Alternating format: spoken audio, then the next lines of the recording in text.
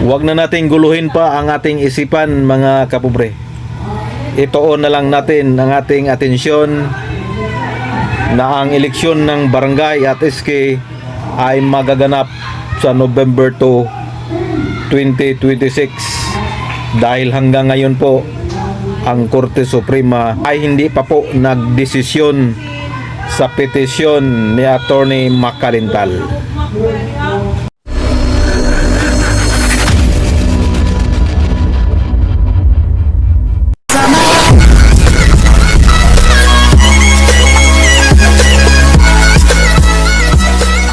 Hello, good morning mga kapobre. Isang mapagpalang araw ng Biyernes po sa ating lahat.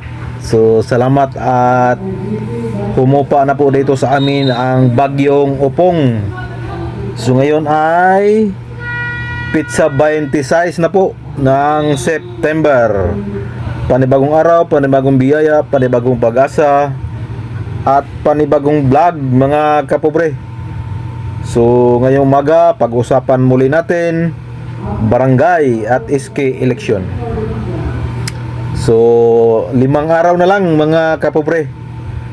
Filing of Certificate of Candidacy na sa October 1 kung mayroon man. Yan ang malaking katanungan mga kapobre, kung masusunod ba yung calendar of activities na pinost ng COMELEC na ang filing of COC is October 1 to October 7, 2025. Pero sa palagay ko mga kapobre, mukhang malabo pa po. Pero saka na natin pag-usapan yan mga kapobre pagdating ng pizza 1 ng Oktubre, yung mismong first day of filing ng COC kung mayroon. So ngayon ay pag-usapan natin. Marami kasi ang naguguluhan na. Marami ngayon ang nagtatanong, marami ang nag-aabang kung ano na talaga ang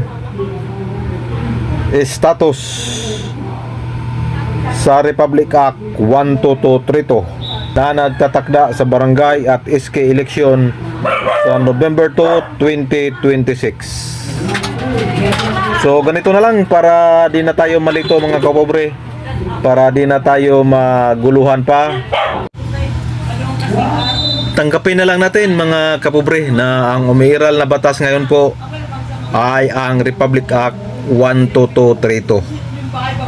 Kalimutan muna natin yung Supreme Court ruling na ang eleksyon ay December 1, 2025. Kasi nga mayroon na po tayong bagong batas po. Wala na po yung court ruling. Although may petition si Attorney Makalintal na i-declare na unconstitutional itong bagong batas na Republic Act 12232.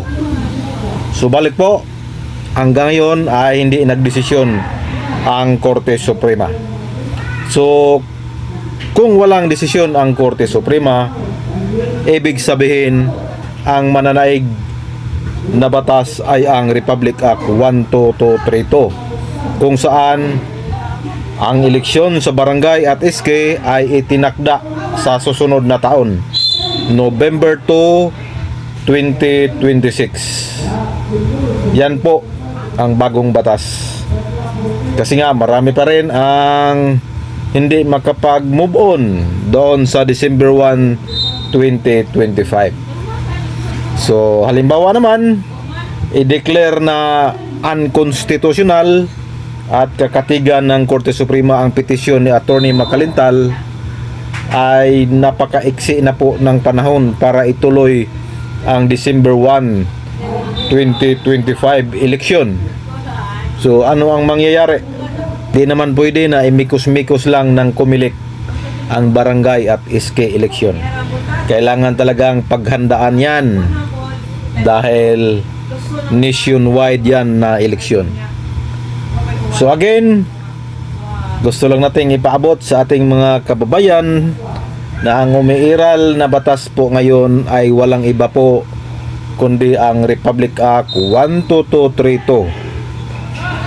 At ang eleksyon na nakasaad doon ay sa November 2, 2026 na po.